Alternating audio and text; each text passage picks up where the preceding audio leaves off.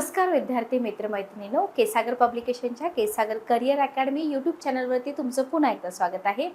राज्यसेवा 2025 descriptive पॅटर्नसाठी आपण इथं केसागर पब्लिकेशनतर्फे मोफत लेक्चर सिरीज करत आहोत.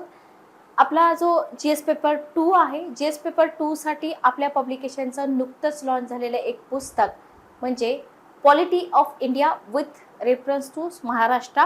तर या पुस्तकावरती आपण पार्ट 1 कंप्लीट केलेला आहे. पार्ट 1 तुम्ही बघितला असेल अशी मी आशा करते. पार्ट 2 आपण इथे कंटिन्यू करूया. जीएस पेपर 2 साठी वन स्टॉप सोल्युशन आहे आपलं हे पुस्तक. सोबतच तुमची राज्यसेवा पूर्वपरीक्षा असेल, कंबाईन पूर्वपरीक्षा असेल आणि पदवी आणि पदव्युत्तर एक्झाम देणारे विद्यार्थी तर पॉलिटी या विषयासाठी एक बेस्ट सोर्स आपलं पुस्तक ठरणार आहे. पार्ट फर्स्ट मध्ये आपण इंडेक्स मधले जवळजवळ 3 युनिट कंप्लीट केलेले आहेत. पुढचा पार्ट आपण कंटिन्यू करूया. चॅनलवरती नवीन असाल तर चॅनलला सबस्क्राईब करा, बेल नोटिफिकेशन ऑन करा आणि जास्तीत जास्त विद्यार्थ्यांपर्यंत आपले लेक्चर शेअर करा. ठीक आहे. पुस्तक मागवण्याच्या बाबतीत विद्यार्थ्यांच्या जर शंका असतील तर चॅट बॉक्समध्ये तुम्ही विचारू शकता. डिस्क्रिप्शन बॉक्समध्ये तुम्हाला पुस्तकाच्या लिंक पण मिळतील. आपल्या ऑफिशियल वेबसाईटची पण लिंक मिळेल जिथं तुम्हाला सगळी पुस्तकं मिळतात. त्याच्या व्यतिरिक्त ॲमेझॉन, फ्लिपकार्टवरती पण आपली पुस्तकं अवेलेबल आहेत आणि जर तुम्ही पुण्यामध्ये असाल तर केसागर बुक हाऊसला भेट देऊन तुम्ही पुस्तक परचेस करू शकता. ठीक आहे. ओके, चला. तर polity of India with special reference to Maharashtra या पुस्तकावरती आपण रिव्ह्यू घेत आहोत, बुक रिव्ह्यू. तर याच्यामध्ये आपण पुस्तकातून क्वेश्चन कसे कव्हर होत आहेत ते बघितलेलं आहे. जवळजवळ आपण इथं 3 युनिट कंप्लीट केलेले आहेत. तिसऱ्या युनिटमधला पण थोडासा भाग आपला बाकी आहे, तो आपण कंटिन्यू करूया. ठीक आहे. बघा, तुम्ही सिलेबस जर बघितला असेल ना तर सिलेबस बघितल्यावर तुमच्या लक्षात येईल की हे पुस्तक जीएस पेपर 2 साठी वन स्टॉप सोल्युशन कसं आहे.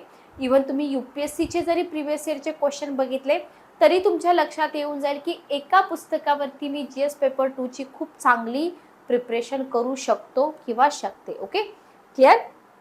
चला, तर आपला पुढचा पार्ट आहे घटनेची मूलभूत वैशिष्ट्ये आपण बघितली, बरोबर. नेक्स्ट पार्ट आहे घटनेची मूलभूत तत्वे, संघराज्यात्मक की एकात्मक. ठीक आहे. ओके, आता संघराज्यात्मक की एकात्मक याच्यामध्ये तुम्हाला आपल्या भारतीय घटनेतील संघराज्याची वैशिष्ट्ये, भारतीय घटनेतील एकात्म राज्याची वैशिष्ट्ये, ठीक आहे, मध्यवर्ती सत्ता प्रबळ असलेली संघराज्यात्मक घटना, हा सगळा पार्ट आपण पाठीमागच्या सेशनमध्ये डिस्कस केला होता, बरोबर. निरनिराळ्या घटनांचं मिश्रण आहे, याच्यावरती पण आपण काही क्वेश्चन घेऊया. आणि क्वेश्चन तुम्हाला पूर्वी आता इथं रेफरन्स मी यूपीएससीचाच देते कारण आपली रिटर्न पॅटर्नमध्ये बऱ्याच वर्षानंतर ही एक्झाम होते. तर पाठीमागं तुम्हाला इथं अमेरिकेची राज्यघटना आणि भारताची राज्यघटना यांच्यावरती कंपॅरिझन करणारा एक क्वेश्चन विचारला होता यूपीएससीला. ठीक आहे. ओके, पुढचा पार्ट आहे आपला भारतीय संघराज्य. बघा, भारतीय संघराज्य याच्यामध्ये आपण बराच पार्ट जो आहे तो पूर्वी पण अभ्यासलेला आहे, पण आपण इथं कोणत्या दृष्टिकोनातून बघतोय, लेखी पॅटर्नच्या दृष्टिकोनातून बघतोय. तर संघराज्य आणि त्याचे भूक्षेत्र, संघराज्य म्हणजे काय किंवा भाषावार प्रांतरचना कशी झाली, नवीन घटक राज्यांची जी निर्मिती आहे, नावामध्ये बदल कसा झाला, जसं की आपण पूर्वपरीक्षेला पण बघितलेलं असतं, बरोबर. काही राज्य सहयोगी राज्य होती, काही राज्य संघ राज्य प्रदेश होते, नंतर त्यांना राज्यांचा दर्जा देण्यात आला, बरोबर. फाजल अली कमिशन असेल, जेबीपी समिती असेल, हे आपण बऱ्यापैकी याचं हिस्टॉरिकल बॅकग्राऊंड हिस्ट्रीमध्ये पण अभ्यासलेलं असतं. तर इथे भाषावार प्रांतरचना अभ्यासल्यानंतर जी नवीन घटक राज्यांची निर्मिती झालेली आहे त्यांच्या नावामध्ये बदल झाले, जसं की युटीज आहेत, लक्षद्वीप, पुदुच्चेरी, बरोबर. त्याच्यानंतर चंदीगडची निर्मिती असेल, पंजाबची निर्मिती असेल. तर हे सगळे जे राज्य आहेत मी एक्झाम्पल दिले, त्याच्यामध्ये बराच भाग आहे जो आपल्याला ईशान्येकडच्या राज्यांची निर्मिती, हा सगळा पार्ट आपल्याला भाषावार प्रांतरचना झाल्यानंतर जो नावात झालेला बदल आहे आणि नवीन घटक राज्यांची निर्मिती आहे त्याच्यामध्ये अभ्यासावा लागतो. ठीक आहे. ओके, हा सगळा पार्ट तुम्हाला इथं पुस्तकामध्ये दिले. म्हणजे पुस्तकामध्ये भारतीय संघराज्य म्हटल्यानंतर डायरेक्ट तुम्हाला हा पार्ट न देता हा पार्ट कव्हर केलेला आहे. जर तुम्हाला याच्यावरती क्वेश्चन आले तर थोडंफार इंट्रोडक्शनमध्ये हिस्टॉरिकल बॅकग्राऊंड लिहावं लागतं, क्वेश्चन 3 ते 4 पार्टमध्ये विचारला जातो, बरोबर. मग त्याच्यासाठी पुन्हा तुम्ही हिस्ट्रीची पुस्तकं वाचणार का नाही, म्हणून सगळाच पार्ट तुम्हाला इथं एकत्र दिलेला दिसतो. ओके. भारतीय संघराज्याचे जे घटक आहेत, ज्याच्यामध्ये आपली घटक राज्य येतात, संघराज्य प्रदेश येतो, त्याच्यानंतर भारतातील राज्य आणि संघराज्य प्रदेश, भारतीय संघराज्यातील जी राज्य पुनर्रचना असेल आणि काही महत्त्वाचे मुद्दे. ठीक आहे. तर भारतीय संघराज्याच्या घटकामध्ये आपल्याला घटक राज्य, त्याच्यानंतर संघराज्य प्रदेश, राज्य आणि संघराज्य प्रदेश आणि भारतीय संघराज्यातील राज्य पुनर्रचना. ठीक आहे. आता हा जो पार्ट आहे याच्यावरती तुम्हाला क्वेश्चन येतात. म्हणजे बघा, क्वेश्चन असं नसतं की क्वेश्चन स्पेसिफिक एका पॉईंटवरतीच येईल, बरोबर. जसं आपण प्रिलिमला बघतो की नाही, राष्ट्रपती आणि राज्यपाल दोन्ही कंटेंट एकत्र करून क्वेश्चन फ्रेम केला जातो, तसंच तुम्हाला आन्सर रायटिंगसाठी सुद्धा जे पेपर्स आहेत तिथं सुद्धा तुम्हाला क्वेश्चन अशा प्रकारेच फ्रेम केले जातात. म्हणून सिलेबस कव्हर करणं हे फार महत्त्वाचं आहे. Okay, clear. इथे एक क्वेश्चन आपण घेतलेला आहे. क्वेश्चन काय आहे बघा, क्वेश्चन आहे की केंद्र सरकारने नुकतेच केंद्र राज्य संबंधाच्या क्षेत्रात कोणते बदल केले आहेत. जीएस पेपर 2 मध्ये सुद्धा थोडं करंट अपडेटेड आपल्याला राहावं लागतं. तर इथं तुम्हाला क्वेश्चन विचारलेला आहे की केंद्र सरकारने नुकतेच केंद्र राज्य संबंधाच्या क्षेत्रात कोणते बदल केले आहेत. ठीक आहे. जो थेरॉटिकल पार्ट आपल्या पुस्तकामध्ये आहे तो तुम्हाला इथं उपयोगी पडेल. संघराज्य बळकट करण्यासाठी, जसं की मी आता डिस्कस केलं, आपलं जे युनिट आता चालू आहे, आणि राज्यांमध्ये विश्वास निर्माण करण्यासाठी अवलंबल्या जाणाऱ्या उपाययोजना सुचवा. आत्ता आपण काय बघितलं इथं बघा, आत्ता आपण एक पॉइंट बघितला, भारतीय राज्य आणि संघराज्य प्रदेश याच्यावरतीच तुम्हाला हा क्वेश्चन विचारलेला दिसतो. लक्षात आलं. किंवा संघराज्य प्रदेश म्हणजे काय, यांची राज्य पुनर्रचना काय आहे. म्हणून क्वालिटी बुक्स तुम्ही वापरा. क्वालिटी बुक्स तुम्ही वापरले तर तुम्हाला प्रत्येक गोष्ट गुगल सर्च करावी लागणार नाही. आणि गुगल सर्च करायला आपल्याला तेवढा टाइम असतो का, आपल्याकडे एवढा मोठा सिलेबस आहे जो आपल्याला चांगल्या पुस्तकातून कव्हर करायचा आहे. ठीक आहे. ओके. तर इथे तुम्हाला उपाययोजना सुचवा, 250 शब्दात उत्तर द्या असा क्वेश्चन आहे.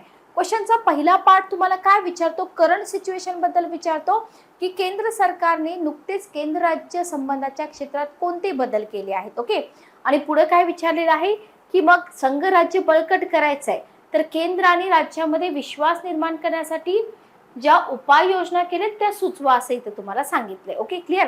आता तुमचं दृष्टिकोन कसा असणार आहे, तुम्हाला केंद्र राज्य संबंध आणि संबंधित घटनात्मक तरतुदी, जीएस पेपर 2 सिलेबस डिकोड आणि स्ट्रॅटेजी डिस्कस करताना मी तुम्हाला सांगितलं होतं, कधीही जीएस पेपर 2 मध्ये तुमच्या उत्तराची सुरुवात जी आहे ना ते तुम्ही एखादं आर्टिकल टाकून करा, बरोबर. आता आर्टिकल्स वेगळे अभ्यासणे, थेरी वेगळी अभ्यासणे, हे थोडं विद्यार्थ्यांची चुकीची पद्धत आहे. का चुकीची आहे ते पण सांगते.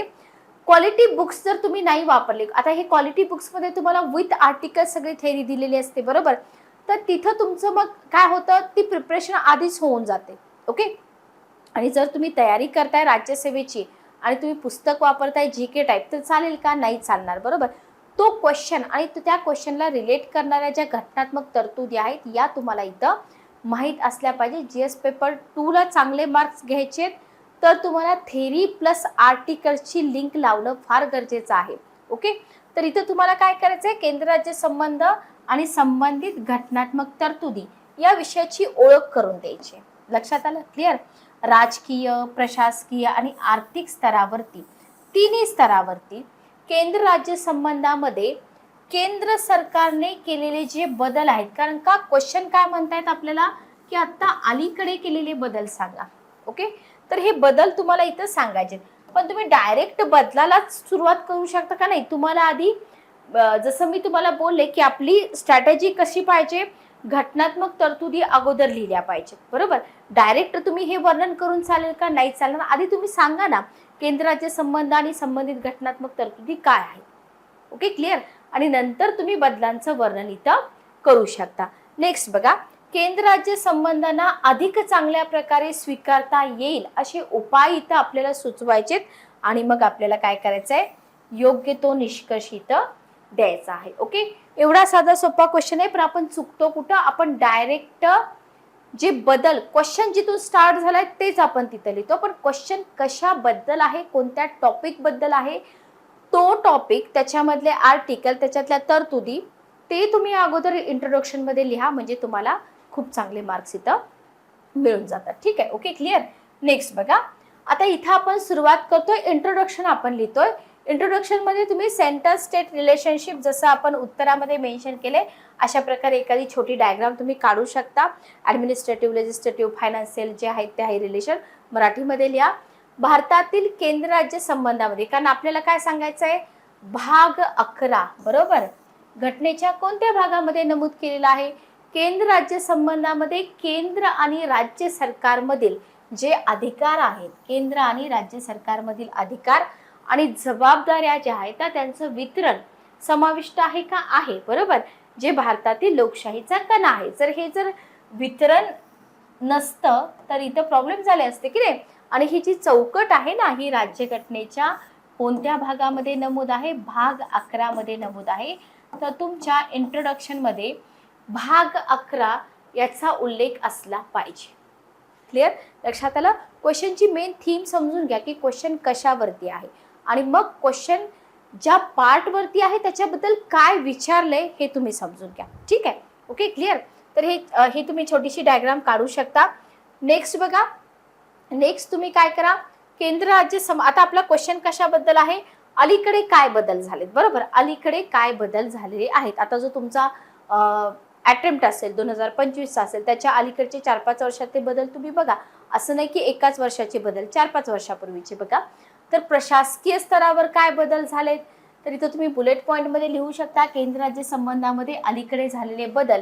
तर याच्यामध्ये प्रशासकीय स्तरावर झालेले बदल, तर याच्यामध्ये 2014 मध्ये जर आपण बघितलं तर केंद्र सरकारने सहकारी संघराज्य वाढविण्यासाठी काय केलं, खूप मोठी गोष्ट केली. नियोजन आयोगाच्या जागी काय केली, नीती आयोगाची स्थापना केली. ओके, तर हे तुम्हाला लक्षात आलं पाहिजे लगेचच की प्रशासकीय स्तरावर काय केलेलं आहे, कारण नियोजन आयोग, नीती आयोग, प्रिलिमला आपण बरेच क्वेश्चन दिलेले असतात बरोबर. तर नियोजन आयोगाच्या जागी नीती आयोगाची स्थापना केलेली आपल्याला दिसून येते. विधिमंडळ स्तरावरती काय केलं बघा, 2019 मध्ये कलम 370 रद्द केलं आणि जम्मू काश्मीरचे भारतीय संघराज्यामध्ये पूर्ण एकीकरण केलेलं आपल्याला दिसून येतं. 2024 मध्ये मंत्रिमंडळाने एक राष्ट्र एक निवडणूक हा अहवाल मंजूर केला आणि समक्रमित निवडणुकांचं इथं काय केलं, आपल्याला समर्थन केलेलं दिसून येतं. हे सगळं तुम्हाला कधी लिहिता येईल, जेव्हा तुम्ही एक क्वालिटी बुक वाचाल, तुम्ही करंट अफेअर्स वाचाल, करंट अपडेटेड तुम्ही राहाल, तेव्हा हे सगळं तुम्हाला लिहिता येईल. अदरवाईज तुम्हाला हे सगळं लिहिता येणार नाही. ठीक आहे, ओके, क्लिअर. आर्थिक स्तरावरती काय केलं बघा, आर्थिक स्तरावरती जीएसटी राजकोषीय संघराज्यातील एक प्रमुख सुधारणा दर्शवतो. आता जीएसटी काउन्सिलद्वारे इथं काय होतं माहिती का, एक फक्त ड्रॉबॅक आहे की जीएसटी काउन्सिलद्वारे दर निर्धारित केले जातात, त्याच्यामुळं वित्तीय स्वायत्ता थोडीशी इथं गमावलेली दिसून येते. पण हा जो बदल आहे, हा बदल आपल्याला लिहावा लागेल, जसं की विधिमंडळ स्तरावरती, आर्थिक स्तरावरती आणि प्रशासकीय स्तरावरती. ठीक आहे, ओके, क्लिअर. तर हे बदल आपण लिहिले. पण आता फक्त बदल लिहून आपल्याला चालणार नाही, त्याच्यामध्ये काही जे काही चिंता निर्माण झालेल्या आहेत ते पण आपल्याला लिहायचं. बघा, प्रशासकीय चिंता काय आहे बघा, कलम 356चा गैरवापर. ठीक आहे, प्रशासकीय चिंता पण आहेत, बदल झालेले आहेत, पण त्याच्या पाठीमागे काही गोष्टी अशा घडल्यात की ज्याच्यामुळे प्रॉब्लेम पण क्रिएट झाले. तर कलम 356चा गैरवापर, राज्याच्या संमतीशिवाय केंद्रीय दलांची तैनाती आणि राज्यपालांची भूमिका आहे. कलम 356 तुम्हाला माहित असेल, या क्वेश्चनला रिलेट होते, तर तुम्ही इथं लिहू शकता. ठीक आहे, ओके. केंद्र प्रायोजित योजनांसाठी जे वाटप आहे ना, ते लक्षणीयरित्या वाढलेलं आहे. कसल्या योजनांसाठी, केंद्र प्रायोजित योजनांसाठी. त्याच्यामुळे राज्यांची स्वतःची प्राधान्य पूर्ण करण्याची क्षमता कशी झालेली आहे, मर्यादित झालेली आहे बरोबर. त्याच्यानंतर आहे राज्यसूचीतील विषयामध्ये केंद्राचा अतिक्रमण. हे तर आपण नेहमीच वाचतो बरोबर, जे विषय आहेत राज्यसूचीमध्ये आपण अभ्यासतो ना, केंद्र सूची, समवर्ती सूची, राज्यसूची. तर राज्यसूचीच्या विषयावरती केंद्राचं अतिक्रमण झालंय आणि राज्य विधेयकांसाठी संमती मिळवण्यास काय होतं, मग इथं विलंब होतो. उदाहरण तुम्हाला इथं दिलेलं आहे. प्रत्येक तुमचा जो पेपर आहे, जेस पेपर 2 असू द्या, 3 असू द्या, 1 असू द्या, तिथं त्या क्वेश्चनमध्ये जेव्हा तुम्ही एखादी गोष्ट मांडताय तर त्याचं एक्झाम्पल द्यायला कधी विसरू नका. आता इथं काय म्हटलंय की राज्य विधेयकांसाठी संमती मिळण्यास विलंब म्हटलंय, बरोबर. तर कोविड-19 साथीच्या काळामध्ये आपत्ती व्यवस्थापन कायदा 2005 सार्वजनिक आरोग्य हा राज्याचा विषय होता की नाही? होता. मग तरी सुद्धा काय झालं? राज्यावर बंधनकारक केंद्रीय मार्गदर्शक तत्वे लागू केली. पण कोविड ही अशी महामारी होती की जिथं आपण अपोज करू शकत नव्हतो, बरोबर. आर्थिक समस्या, संसाधनांचं एकत्रीकरण, वाटप आणि आर्थिक निर्णय घेण्यामधील अधिकारांचं केंद्रीकरण झालेलं आपल्याला दिसून येते. म्हणजे केंद्राचा जो इथं रोल आहे तो जास्त वाढलेला आपल्याला दिसून येतो. ठीक आहे, ओके. हे सगळं आपल्याला लिहा. अलीकडील म्हटलंय ना, एकच शब्द लक्षात ठेवा, क्वेश्चन मध्ये अलीकडे म्हटलंय, बरोबर. आता क्वेश्चनचा तिसरा पार्ट तुम्हाला काय म्हणतो की केंद्र आणि राज्यामध्ये विश्वास निर्माण करण्यासाठी काय केलं पाहिजे, सुचवा, बरोबर. तर प्रामुख्याने इथं काय केलं पाहिजे? आंतरराज्य परिषद. आता हे सगळं जर तुम्ही स्टॅटिक थेरीच्या पुस्तकामध्ये वाचाल तर तुम्हाला सोपं जाईल, म्हणून आपण वन स्टॉप सोल्युशन म्हणतोय पुस्तकाला. तर पुराव्याने प्रामुख्याने आंतरराज्य परिषदेला काय करावं लागेल? इथं सक्षम करावं लागेल आणि केंद्र आणि राज्यामधील जो संवाद आहे आणि निर्णय क्षमता आहे ती काय करावी लागेल? मजबूत करावी लागेल. ठीक आहे, ओके. 1983 सरकारी आयोग हे सगळं. आता इथे 1983 सरकारी आयोग आपण का मेन्शन करू शकलो? कारण पुस्तकामध्ये हे सगळं दिलेलं असतं. जर तुम्ही ऐतिहासिक पार्श्वभूमी, त्याच्या पाठीमागच्या घटना जर तुम्हाला माहीतच नसतील तर रेडी कंटेंट देऊन तुम्हाला उपयोग नसतो. स्टॅटिकचं पुस्तक वारंवार तुमच्या वाचनातून गेलेलं असलं पाहिजे. ठीक आहे, आणि पुस्तकामध्ये हे सगळं मेन्शन असलं पाहिजे. ओके. सॉरी. नेक्स्ट बघा, दुसरा ARC अहवाल 1969. बघा, सहकारी संघराज्यासाठी इथे शिफारसी आहेत. हे ARC अहवाल खूप महत्वाचे आहेत आपल्यासाठी. आंतरराज्य परिषदेची स्थापना, राज्यांना कमाल मर्यादेपर्यंत अधिकार सोपवणं, केंद्राकडून राजकोषीय हस्तांतरणाद्वारे राज्यांची आर्थिक संसाधनं वाढविणं, राज्याचे राज्यपाल म्हणून सार्वजनिक जीवन आणि प्रशासनाचा प्रदीर्घ अनुभव असलेल्या, सगळ्यात महत्त्वाचं काय, पक्षनिरपेक्ष व्यक्तीची नियुक्ती करा. जर तुम्हाला केंद्र आणि राज्यामध्ये विश्वास निर्माण करायचा आहे तर या सगळ्या गोष्टी तिथं फॉलो केल्या पाहिजे. ओके, हे उपाय इथं आपल्याला लिहावे लागतात. ठीक आहे, लक्षात आलं? क्लिअर? आणि सगळ्यात महत्त्वाचं आर्टिकल 355 आणि 356चा तुम्हाला उल्लेख करावा लागेल की राज्य स्वायत्ता सुनिश्चित करण्यासाठी केंद्रानं 355 आणि 356चा वापर मर्यादित करावा. आणीबाणी टॉपिक जेव्हा तुम्ही अभ्यासता तेव्हा तिथं हे आर्टिकल तुम्ही अभ्यासता. बरोबर आहे का? बघा, कमेंट बॉक्समध्ये मला सांगा. निष्कर्ष काय लिहाल तुम्ही? की संघराज्य बळकट करण्यासाठी आंतरराज्य परिषद, वेळेवर कायदे, राज्यांसाठी वाढीव वित्तीय स्वायत्ता याच्याद्वारे अधिक चांगला संवाद आवश्यक आहे. सोपा आहे की नाही क्वेश्चन? सोपा आहे. आतापर्यंत त्याच्या निम्म्याच्या वरती पार्ट तुम्ही प्रिलियमला अभ्यासलेला असेल. फक्त कुठं आर्टिकल टाकायचे, सेंटेन्स कसे लिहायचे याच्यासाठी एक आयडियल पुस्तक तुम्हाला हवंय, ज्या पुस्तकामध्ये तुम्हाला हे सगळं मिळेल आन्सर रायटिंगसाठी. ठीक आहे, ओके. चला, तर हा एक क्वेश्चन होता. नेक्स्ट क्वेश्चन घ्यायच्या आधी आपण इंडेक्स थोडी कंटिन्यू करूया. चला, नंतर बघा, भारतीय राज्यघटना एक दृष्टिक्षेप. आता भारतीय राज्यघटना किंवा दृष्टिक्षेप आपण म्हणतो नाही तर याच्यामध्ये काय करायचं असते आपल्याला? बघा, आपल्या राज्यघटनेमध्ये जो मेन पार्ट आहे तो सगळा आपल्याला इथे कव्हर करायचा आहे, बरोबर. जसं की राज्यघटनेतील महत्त्वाची कलमे आहेत, राज्यघटनेतील परिशिष्टे आहेत, राज्य संविधानाचे स्रोत आहेत, भारतीय राज्य शिष्टाचार पद्धतीनुसार पदानुक्रम, व्हेरी व्हेरी इम्पॉर्टंट. याच्यावरती प्रिलियमला पण क्वेश्चन विचारलाय, बरोबर. आता हा जो पार्ट तुम्ही कव्हर करताय, आर्टिकल्स कव्हर करताय, परिशिष्ट करताय, संविधानाचे स्रोत करताय, इथून तुमची प्रिलियमची तर तयारी होतेच होते. पण मेन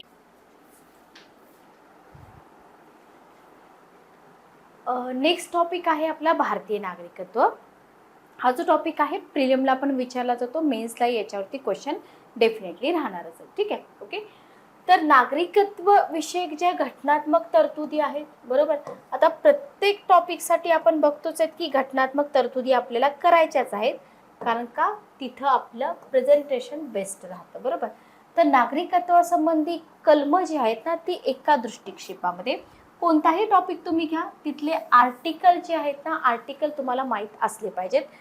याच्यामध्ये सगळ्यात महत्त्वाचं, जेव्हा तुम्हाला नागरिकत्व टॉपिकवरती क्वेश्चन येतील तर भारतीय नागरिकत्वाचा कायदा 1955 प्रिलियमसाठी आपण डीपमध्ये अभ्यासत नव्हतो, पण आपल्याला आता थोडासा डीपमध्ये अभ्यासावा लागेल, कारण उत्तर लिहिताना या कायद्यामध्ये ज्या काही तरतुदी असतील त्याचा उल्लेख आपल्याला तिथं करावा लागतो. ठीक आहे. नागरिकत्वाचा लोप कशा प्रकारे होतो, किती प्रकारे होतो, बरोबर.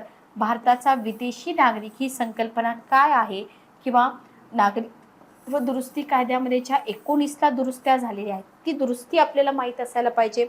भारताचा विदेशी नागरिक आणि भारतीय मूळ असलेली व्यक्ती या योजनांचं एकत्रीकरण हा नवीन मुद्दा आहे जो तुम्हाला मेन्ससाठी उपयोगी पडेल. ओके.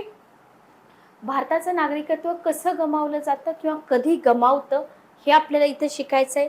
भारतामध्ये एकच नागरिकत्व का आहे आणि सटीक परीक्षण. हे जे सटीक परीक्षण तुम्हाला व्हॅल्यू ॲडिशन इथे दिलेली आहे ना, ही तुमच्या आन्सर रायटिंगसाठी खूप जास्त उपयोगी पडणार आहे, लक्षात ठेवा. तर भारतीय नागरिकत्व हा जो टॉपिक आहे हा टॉपिक थोडासा कन्फ्यूज करतो. पाकिस्तानातून भारतात आलेले, भारतातून पाकिस्तानात गेलेले, आफ्टर बिफोर इंडिपेंडन्सची जी सिच्युएशन आहे सगळं तुम्हाला इथं अभ्यासावं लागतं. आणि सगळ्यात महत्त्वाचं काय आहे, इथं जो तुम्हाला कायदा दिले ना 1955चा कायदा आणि 19चा कायदा दुरुस्ती झालेली, हे तुमच्या आन्सर रायटिंगसाठी फार महत्त्वाचं आहे. प्रिलियममध्ये इथून जास्त क्वेश्चन विचारले जात नाही. ठीक आहे. याच्यानंतर पुढचा आपला टॉपिक आहे मूलभूत हक्क. बघा इथं आता मूलभूत हक्कांची व्याख्या म्हटलंय. याच्या आधी तुम्ही कधी मूलभूत हक्कांची व्याख्या करत होतात नाही, कारण वस्तुनिष्ठ प्रश्नांमध्ये डेफिनेशन तुम्हाला विचारत नाही, बरोबर. पण रिटर्न पॅटर्नमध्ये जर मूलभूत हक्कावरती क्वेश्चन तुम्हाला आला तर तिथं तुम्हाला मूलभूत हक्काचा अर्थही लिहावा लागतो, व्याख्या पण लिहाव्या लागतात. पुस्तकामध्ये व्याख्या मेन्शन केलेल्या आहेत. भारतामध्ये आता हा पॉईंट बघा, हा पॉईंट काय आहे, क्वेश्चन सिंपल बनवू शकतो. मी एक्झाम्पल देते. मूलभूत हक्क म्हणजे काय सांगून भारतातील मूलभूत हक्कांचा विकास कशा प्रकारे झाला ते स्पष्ट करा. सिंपल बेसिक क्वेश्चन बनवू शकतो, कारण टॉपिक स्टार्ट करताना तुम्ही हे वाचाल ना, जेव्हा तुम्ही हे पुस्तक वाचाल की मूलभूत हक्क काय आहे, मूलभूत हक्काची व्याप्ती काय आहे, त्याचा अर्थ काय आहे आणि आपल्या भारतामध्ये या मूलभूत हक्काचा विकास कसा झालेला आहे. ठीक आहे. त्याच्यानंतर आपण मूलभूत हक्क आणि कलम बघणार. पूर्वी आपण काय करत होतो, पूर्वी आपण डायरेक्ट आर्टिकल आणि मूलभूत हक्क पाठ केले, विषय संपला पूर्व परीक्षेसाठी. पण आता तसं नाहीये. आता इथूनच तुमचा पहिला क्वेश्चन फ्रेम होऊ शकतो जो मी तुम्हाला आता सांगितलाय. मूलभूत हक्कामध्ये तुम्हाला कलम, याच्यामध्ये मूलभूत हक्कांचं स्वरूप, क्वेश्चन 3 प्रकारे फ्रेम होऊ शकतो. मूलभूत हक्क म्हणजे काय, अर्थ सांगून मूलभूत हक्कांची व्याख्या स्पष्ट करा किंवा मूलभूत हक्कांचं स्वरूप स्पष्ट करा. आणि त्याच्यानंतर अजून जर डीपमध्ये गेलात तर परकीयांना असलेले मूलभूत हक्क, फक्त भारतीयांना असलेले मूलभूत हक्क याच्यातील फरक स्पष्ट करा. सुरुवात तीच असेल, मूलभूत हक्क म्हणजे काय हे सांगून परकीयांना असलेले मूलभूत हक्क आणि फक्त भारतीयांना असलेले मूलभूत हक्क याचं वर्णन करा किंवा याच्यामधला फरक स्पष्ट करा. ठीक आहे. ओके. आणि सर्वसाधारण तरतुदी. तर हा जो क्वेश्चन आहे, हा जो टॉपिक आहे हा टॉपिक इथं संपत नाही, इथं तुमचा एक भाग संपतो. आता होतं काय, हे फक्त तुम्हाला इतर पुस्तकामध्ये मिळेल पूर्व परीक्षेसाठी, बरोबर. पण तुम्हाला तुमच्या आन्सर रायटिंगसाठी इथं ज्या जजमेंट आहेत, SCने दिलेले जे निकाल आहेत, जसं की गोलकनाथ विरुद्ध पंजाब राज्य आहे, बरोबर. गोलकनाथ विरुद्ध पंजाब राज्य आहे, स्वामी केशवानंद भारती विरुद्ध केरळ राज्य आहे, मिनर्वा मिल्स लिमिटेड विरुद्ध भारत सरकार आहे. तर मूलभूत हक्कांवरती जेव्हा क्वेश्चन बनेल तेव्हा तिथं तुम्हाला हे 3 जे काही दुरुस्त्या आहेत ना, ह्या 3 दुरुस्त्या जर तुम्ही आन्सरमध्ये लिहिल्या तर डेफिनेटली तुम्हाला चांगले मार्क मिळतात. पण हे तुम्हाला कसं लक्षात येईल, जेव्हा तुम्ही पुस्तकामध्ये व्यवस्थित हा पार्ट कव्हर कराल की नक्की कशाशी संबंधित होती ही केस, किंवा या जजमेंटमध्ये काय म्हटलेलं आहे सुप्रीम कोर्टाने, हे सगळं तुम्हाला इथं पुस्तकामध्ये दिलेलं आहे. आणि रेडी कंटेंट आहे, फक्त तुम्हाला क्वेश्चनची प्रॅक्टिस करायची. Okay, clear. नेक्स्ट बघा, आता इतकंच नाही आहे, पुस्तकामध्ये तुम्हाला प्रत्येक हक्क डिटेलमध्ये दिलेला आहे. जसं की समतेचा हक्क कलम 14 पासून 18 पर्यंत, त्याच्यामध्ये कायद्यापुढील समता, सामाजिक समता, नोकरीची समान संधी, अस्पृश्यता निवारण, पदव्यांचं संपुष्टीकरण. कारण का एक्झाममध्ये स्पेसिफिक समतेच्या हक्कावरती पण क्वेश्चन येऊ शकतो, फक्त समतेच्या हक्कावरती. जसं की मूलभूत हक्क म्हणजे काय ते सांगून समतेचा हक्क कलम 14 ते 18 जे काय असेल ते आपल्याला स्पष्ट करावं लागेल. ठीक आहे, ओके. त्याच्यानंतर आहे स्वातंत्र्याचा हक्क, कलम 19 ते 22. याच्यामध्ये भाषण आणि अभिव्यक्ती स्वातंत्र्यावरती एक क्वेश्चन UPSCला आलेला आहे. नेक्स्ट लेक्चरमध्ये आपण क्वेश्चन घेऊया. आता एक क्वेश्चन आपला बाकी आहे, तो आपण कंप्लीट करूया. ठीक आहे, ओके, क्लिअर. त्याच्यानंतर बघा, इथं तुम्हाला पुस्तक खूप सुंदर डिझाईन केलंय बघा. गुन्हेगार आणि दोषी ठरवण्यासंबंधातील संरक्षण आहे, जीवित आणि व्यक्तिगत स्वातंत्र्य संरक्षण आहे. आता इथं तुम्हाला हे कंटेंट सगळीकडेच मिळतं, पण आन्सर रायटिंगच्या दृष्टिकोनातून इथं तुम्हाला एक्स्ट्रा कंटेंट मिळेल आणि याच्यावरती पूर्वी क्वेश्चन विचारलेला पण आहे, वारंवार विचारला जातो. अटक आणि स्थानबद्धतेविरुद्ध संरक्षण, 21व्या कलमावरील टीका, व्हेरी व्हेरी इम्पॉर्टंट. हे तुम्हाला ॲडिशनल दिसतंय, जे तुम्हाला आन्सर रायटिंगसाठी विचारलं जाऊ शकतं. ठीक आहे. प्रतिबंधात्मक स्थानबद्धतेवरती पूर्वी पण क्वेश्चन आहे. ओके. शिक्षणाचा हक्क आहे, कलम 21A. शोषणाविरुद्धचा हक्क आहे. धार्मिक स्वातंत्र्याच्या हक्कावरती तर वारंवार क्वेश्चन विचारले जातात, बरोबर. सांस्कृतिक आणि शैक्षणिक हक्क आहे. पूर्व आणि मुख्य परीक्षेसाठी हे सगळं विचारलं जाऊ शकतं. त्याच्यानंतर सगळ्यात जास्त क्वेश्चन बनतात मालमत्तेच्या हक्कावरती. पेपर्स तुम्ही पूर्वीचे काढून बघा UPSCचे. याच्यामध्ये तुम्हाला मालमत्तेच्या हक्कासंबंधी स्पेसिफिक त्याच्यावरतीच क्वेश्चन विचारला तर या सगळ्या ज्या दुरुस्त्या आहेत ना, पहिली घटना दुरुस्ती, 4थी, 17वी, गोलकनाथ विरुद्ध पंजाब सरकार, बँकांचं राष्ट्रीयकरण, 24वी, 25वी, 19वी, स्वामी केशवानंद भारती असेल, त्याच्यानंतर 42वी आहे, 43वी आहे, 44वी आहे. याच्या आधी कधी तुम्हाला माहित होतं की मालमत्तेच्या हक्कासंबंधी या सगळ्या गोष्टी येतात, या सगळ्या दुरुस्त्या येतात, किंवा गोलकनाथ विरुद्ध पंजाब सरकारचं जे जजमेंट आहे ते पण इथं तुम्हाला लक्षात ठेवावं लागेल. ठीक आहे, ओके. आणि याच्यानंतर आपण बघतो घटनात्मक उपाययोजनेचा हक्क. हाही खूप महत्त्वपूर्ण आहे. याच्यामध्ये कलम 32, 35 हे दोन्ही आपण अभ्यासलेलं असतं, पण 359 आपण अभ्यासलेलं नसतं, जे तुम्हाला इथं अभ्यासावं लागतं. ठीक आहे. आणि फायनली शेवटी तुम्हाला मूलभूत हक्कांवरची टीका पण दिलेली आहे, कारण क्वेश्चन कशाही पद्धतीने येऊ शकतात, बरोबर. आपल्याला काय करायचं असतं, आपल्याला इथं बॅलन्स आन्सर द्यायचे असतात. ओके, क्लिअर, समजलं. आता याच्या पुढची थोडीशी इंडेक्स आपण एक्सप्लेन करू. मूलभूत कर्तव्य आणि आपला जो टॉपिक, आपला जो एक क्वेश्चन बाकी आहे तो क्वेश्चन आपण इथं घेऊया. ठीक आहे, ओके. क्वेश्चन भरपूर आहेत. अगोदर तुम्ही पुस्तकामधून हे क्वेश्चन सगळे कव्हर होत आहेत हे बघून घ्या. लवकरात लवकर पुस्तक घ्या आणि तुमची प्रिपरेशन स्टार्ट करा. मूलभूत कर्तव्य, इथं पण तुम्हाला सेम क्वेश्चन बनू शकतो, जसं की इथं कंटेंट तुम्हाला दिलेलं आहे.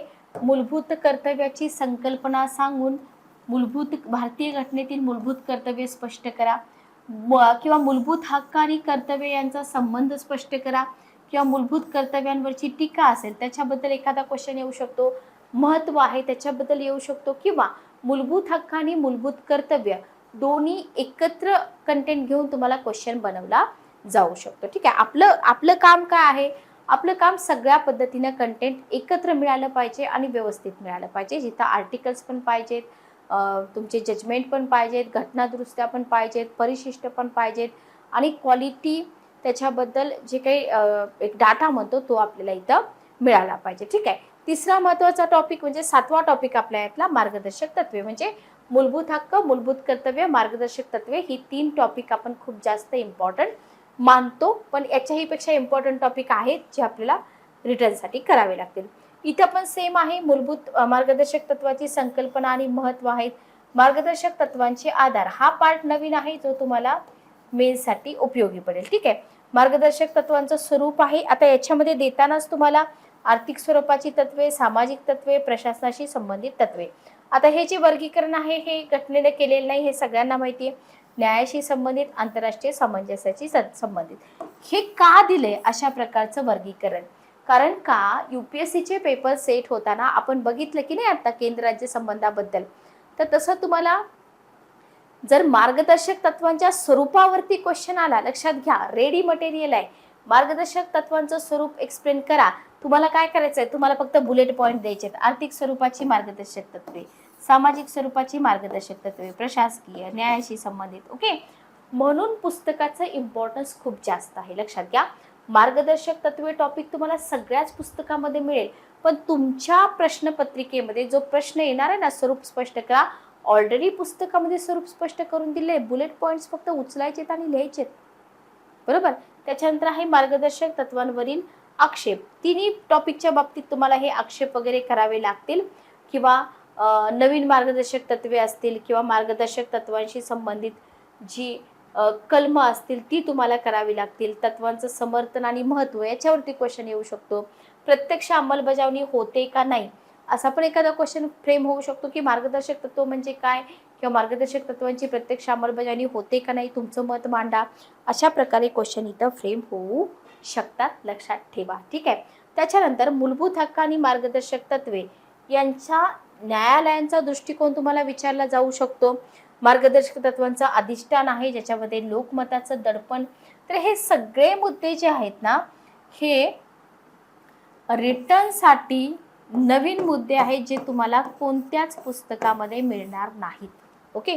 किंवा मार्गदर्शक तत्वांची कार्यवाही आहे का कुठल्या पुस्तकात, नाही. पंचवार्षिक योजना, शासनाचे अन्य प्रयत्न, अपयशाची कारणे, जे काय असेल ते असेल आणि मार्गदर्शक तत्वांचं समर्थन. तर जवळजवळ ऑलमोस्ट 70% भाग तुम्हाला या पुस्तकामध्ये नवीन दिसतोय जो आन्सर रायटिंगसाठी तुम्हाला वापरायचा आहे.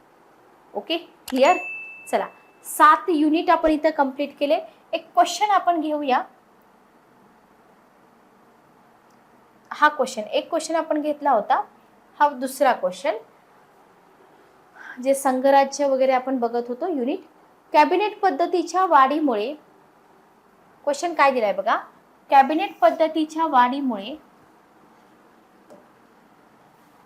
व्यावहारिक दृष्ट्या संसदीय वर्चस्व कमी झाले आहे, स्पष्ट करा 150 शब्दामध्ये. ठीक आहे. काय म्हटलंय, कॅबिनेट पद्धतीच्या वाढीमुळे व्यावहारिक दृष्ट्या संसदीय वर्चस्व कमी झाले, स्पष्ट करा. ठीक आहे. ओके. आता इथं क्वेश्चन मध्ये कॅबिनेट पद्धत म्हटलंय, माहित पाहिजे की नाही कॅबिनेट पद्धत, बरोबर. तर तुम्हाला भारतातील जी वाढती कॅबिनेट पद्धती आहे ना ते माहित पाहिजे, त्याच्याबद्दल काहीतरी नॉलेज तुम्हाला पाहिजे, याची चर्चा करून तुम्हाला उत्तराचं इंट्रोडक्शन चालू करायचं आहे, बरोबर. आणि या वाढीमुळं संसदीय वर्चस्व कसं कमी झालंय त्याचे युक्तिवाद तुम्हाला इथं द्यायचेत आणि संसदीय वर्चस्वाचं महत्त्व तिथं सांगून तुम्हाला काय करायचं आहे, क्वेश्चन एंड करायचा आहे. ठीक आहे. 150 शब्दामध्ये लिहायचं आहे. इंट्रोमध्ये काय लिहिणार मग तुम्ही, भारतातील मंत्रिमंडळ प्रणाली म्हणजे कॅबिनेट सिस्टीम जी आहे ती विकसित झाली आहे, ज्याच्यामुळे काय झालंय, सामूहिक जबाबदारीचं जे तत्व आहे त्याच्यावरती जोर दिला आहे आणि पंतप्रधान समानांमध्ये प्रथम आहे. बेसिक आहे, पण आपल्याला माहित पाहिजे की हे इथं लिहावं लागेल, बरोबर. लक्षात आलं. क्वेश्चन समजून घ्या. क्वेश्चन एकदा समजले की पुस्तकामधलं कंटेंट तर तुम्हाला रेडी आहे जे इथं लिहिता येईल. ठीक आहे. ओके. आता इथं आपल्याला हे फक्त सांगून चालत नाही, आपल्याला कसं वर्चस्व कमी झालंय संसदीय आणि कॅबिनेट पद्धतीचं कसं वाढलं हे सांगा, तिथं विथ एक्झाम्पल लिहावं लागतं. कार्यकारिणीमध्ये सत्तेचं केंद्रीकरण झाले, बरोबर. कसं झालं सांगावं लागतं. तर मंत्रिमंडळ पंतप्रधान आणि प्रमुख मंत्र्याच्या हातात सत्ता केंद्रित करते, बरोबर. न्यायमूर्ती नागरथना यांच्या 2023च्या मतभेदाने संसदेच्या मंजुरीशिवाय नोटाबंदीच्या बेकायदेशीरतेवर प्रकाश टाकला, लक्षात ठेवा, बरोबर. संसदेच्या मंजुरीशिवाय. ओके. त्याच्यानंतर संसदीय छाननी कमी केली. आता काय होतं, मंत्रिमंडळ बऱ्याचदा विधायी अजेंडावर नियंत्रण ठेवतं आणि संसदीय निरीक्षण मग आपोआप तिथं कमी होतं. जसं की आता इथे एवढं लिहून चालेल का नाही, तुम्हाला 2020 फार्म कायद्यावरती योग्य वादविवाद नसल्याबद्दल टीका केली जाते, हे एक्झाम्पल लिहावं लागेल. म्हणजे प्रत्येक ठिकाणी तुम्हाला एक्झाम्पल लिहावं लागेल. तुम्ही क्लास 1 साठी ट्राय करताय तर एवढं नॉलेज तरी तुम्हाला इथं पाहिजे. ओके. अध्यादेश, मंत्रिमंडळ अध्यादेशांद्वारे विधायी पर्यवेक्षण बायपास करू शकतं, जसं की दिल्लीच्या प्रशासकीय नियंत्रणावरील 2023 अध्यादेश जो सुरुवातीला वादविना लागू करण्यात आला होता, बरोबर. त्याच्यानंतर संसदीय समितीच्या मर्यादा तुम्ही लिहू शकता की समित्यांच्या शिफारशी बंधनकारक नाही, ज्याच्यामुळे काय होतं, कॅबिनेट त्यांच्याकडे दुर्लक्ष करतं. 16व्या लोकसभेमध्ये केरळ 25% विधेयक समित्यांकडे पाठवण्यात आली, तर 15व्या लोकसभेमध्ये 71% विधेयकं होती, लक्षात ठेवा. ठीक आहे. याच्यावरून तुम्हाला लक्षात येतं की हे महत्त्व कसं कमी होत गेलेलं आहे. Okay, clear. आणि निष्कर्ष 150 शब्दामध्ये हा क्वेश्चन आहे, त्याच्यामुळे निष्कर्ष काय लिहिणार तुम्ही की मंत्रिमंडळ व्यवस्थेने काय झालेलं आहे, सत्तेची जी गतिशीलता आहे ती बदलली आहे. संसदीय वर्चस्वता जी आहे ना, तर या वर्चस्वाला संवैधानिकदृष्ट्या संरक्षण दिलं जातं आणि संसदेला अविश्वास प्रस्तावासारखे आवश्यक अधिकार आर्टिकल 75 मेन्शन करा राखून ठेवले जातात. बरोबर. 21 मध्ये शेतीविषयक कायदे रद्द केल्याने हे दिसून येतं की संसद प्रभावीपणे कार्यकारी अधिकार तपासू शकते, जरी याचं महत्त्व कमी होत असलं कॅबिनेटमुळं. पण इथं आपल्याला हे लिहावं लागतं आणि शासन आणि देखरेख यांच्या संतुलनाची गरज पण अधोरेखित करते. ठीक आहे, ओके. म्हणजे बॅलन्स पाहिजे, सगळीकडे बॅलन्स असला पाहिजे. तर अशा प्रकारे हा एक क्वेश्चन होता. तर आपली इंडेक्स आपण ऑलमोस्ट बऱ्यापैकी कंप्लीट केलेली आहे. नेक्स्ट पार्टमध्ये आपण जी राहिलेली आपली इंडेक्स आहे ती कव्हर करूया. बघा, टोटल पुस्तकामध्ये 37 ओके चला 56 ते 57 टॉपिक दिलेले आहेत तुम्हाला.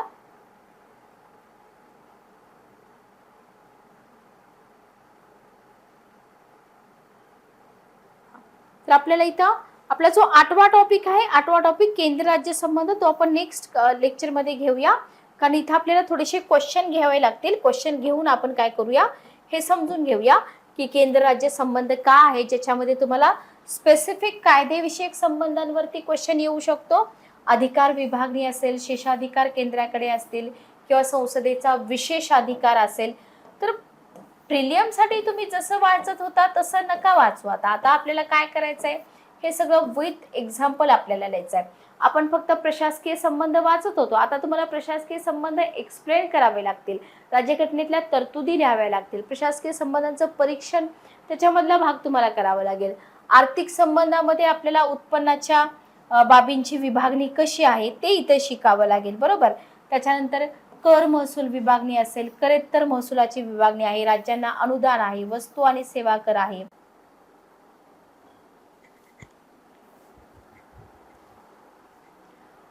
तर या प्रत्येक संबंधांवरती आपल्याला क्वेश्चन बनवू शकतो. ठीक आहे, ओके, क्लिअर.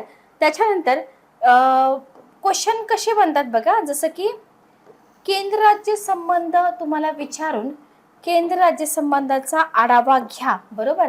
हे तुम्हाला रेडी मटेरियल दिलेलं आहे पुस्तकामध्ये, किंवा केंद्र राज्य संबंधामधील जी दिशा आहे त्याच्यावरती, म्हणजे जे आपण प्रिलियमसाठी करतोय की नाही त्याच्यापेक्षा नवीन काहीतरी तुम्हाला इथं विचारलं जाणार आहे. जस्ट एक मिनिट थांबा.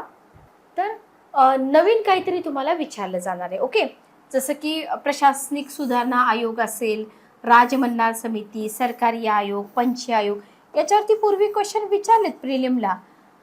पण जेव्हा तुम्हाला हे अधिकार रिटर्न पॅटर्नमध्ये विचारतील ना, तिथं तुम्हाला हे जे आयोग आहेत ना, राजमन्नार समिती, सरकारी आयोग, पंच आयोग, यांचा रोल तुम्हाला तिथे एक्सप्लेन करावा लागेल.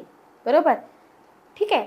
त्याच्यानंतर केंद्र राज्य यांच्यातील प्रशासनिक संबंधाविषयी जी कलमं आहेत ती आपल्याला लक्षात ठेवावी लागतील, किंवा केंद्र राज्य आर्थिक संबंधाविषयी कलमं आहेत ती आपल्याला लक्षात ठेवावी लागतील. लक्षात आलं.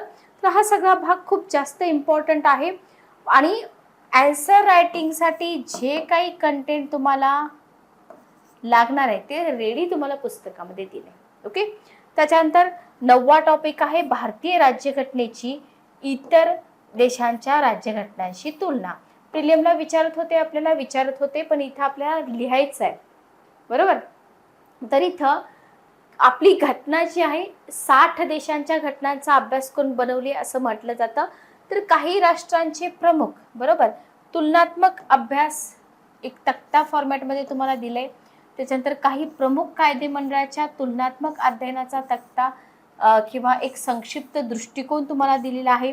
आणि प्रमुख देशातील राजकीय पक्ष पद्धती, व्हेरी व्हेरी इम्पॉर्टंट, तुलनात्मक अध्ययनाचा तक्ता तुम्हाला इथे मिळून जातो. तर पाठीमागं मला वाटते 2023 किंवा 22लाच तुम्हाला राज्यघटनांच्या तुलनेवरती एक क्वेश्चन होता UPSCला. त्याच्यानंतर घटना दुरुस्ती आणि महत्त्वपूर्ण निवाडे. घटना दुरुस्त्या तुम्हाला आर्टिकल, घटना दुरुस्त्या परिशिष्ट प्रत्येक ठिकाणी लागणार आहे. फक्त कोणत्या क्वेश्चनला कोणती घटना दुरुस्ती रिलेट करते, कोणता आर्टिकल रिलेट करते हे आपल्याला इथं शिकायचं आहे. बरोबर. घटना दुरुस्ती हा टॉपिक आहे. घटना दुरुस्तीची आवश्यकता, घटना दुरुस्ती का केली पाहिजे, राष्ट्रहितासाठीच केली पाहिजे, किंवा घटना दुरुस्ती म्हणजे काय सांगून घटना दुरुस्तीसाठी राष्ट्रहित हेच अंतिम असलं पाहिजे, असा एखादा क्वेश्चन आपल्याला इथं बनू शकतो. लक्षात घ्या. तर अँसर रायटिंगच्या दृष्टिकोनातून इथं कशा पद्धतीनं पुस्तकाची मांडणी आहे ना, ते तुम्ही व्यवस्थित बघा. आता पुस्तकामध्ये काय काय तुम्हाला नवीन मिळतंय ते बघा. पुस्तकामध्ये तुम्हाला नॉर्मल घटना दुरुस्त्या दिलेल्या नाहीयेत, तर इथं घटना दुरुस्तीमध्ये भावी इच्छा आकांक्षाची दखल असली पाहिजे. परिदृढ आणि परिवर्तनीय अशी आपली राज्यघटना, याच्यावर एक क्वेश्चन आपण घेतला होता. अंशतः परिदृढ, मग आपली घटना नक्की परिदृढ आहे का परिवर्तनीय आहे, का अंशतः परिदृढ आहे, अंशतः परिवर्तनीय आहे, हेही आपल्याला इथं समजून घ्यायचं आहे. आणि घटना दुरुस्ती प्रक्रियेमध्ये संसदेची भूमिका काय आहे हे आपल्याला समजून घ्यायचं. ठीक आहे. त्याच्यानंतर स्पेशली घटना दुरुस्तीच्या पद्धती आहेत. साधं बहुमत, विशेष बहुमत आणि घटक राज्यांची मान्यता, 368व्या कलमामध्ये दुरुस्ती करण्याचे अधिकार, याच्यावरती सेपरेट क्वेश्चन बनतो. बरोबर. त्याच्यानंतर मूलभूत हक्कामध्ये दुरुस्ती केली जाते का, मग केली जाते तर कशी केली जाते, मग इथं एससीची भूमिका काय आहे, किंवा सार्वभौमत्वाचा मुद्दा काय आहे, संसदेच्या अधिकाराला सर्वोच्च न्यायालयाची मान्यता असते का, हे सगळे मुद्दे तुमचे कुठे येणार, जेव्हा मूलभूत हक्कामध्ये दुरुस्ती होते. बरोबर. किंवा मूलभूत संरचना किंवा चौकट म्हणजे काय, याच्यावरती तर वारंवार क्वेश्चन आलेले आहेत. बेसिक स्ट्रक्चर, मूलभूत संरचना चौकट काय आहे. ओके. 42वी घटना दुरुस्ती, मिनर्वा मिल्स विरुद्ध भारत सरकार. आता मूलभूत चौकट आणि 42वी घटना दुरुस्ती याला एकत्र करून एखादा क्वेश्चन बनू शकतो. मिनर्वा मिल्स विरुद्ध भारत सरकार हे जे प्रकरण आहे, मूलभूत हक्काबद्दल जर तुम्हाला दुरुस्तीबद्दल क्वेश्चन आला तर हे जे प्रकरण आहे हे प्रकरण तुम्हाला तिथं लिहावं लागतं. ठीक आहे. ओके. क्लिअर. आणि याच्यानंतर आपल्याला इथं पुस्तकामध्ये दिलेल्या आहेत महत्त्वाच्या घटना दुरुस्त्या. पूर्वी आपण फक्त वाचत होतो, इथं तुम्हाला काय करायचंय, सगळ्या घटना दुरुस्त्या दिलेल्या आहेत. सगळ्या म्हणजे ज्या महत्त्वाच्या आहेत, जसं की पहिली असेल, कधी झाली ते लक्षात ठेवा.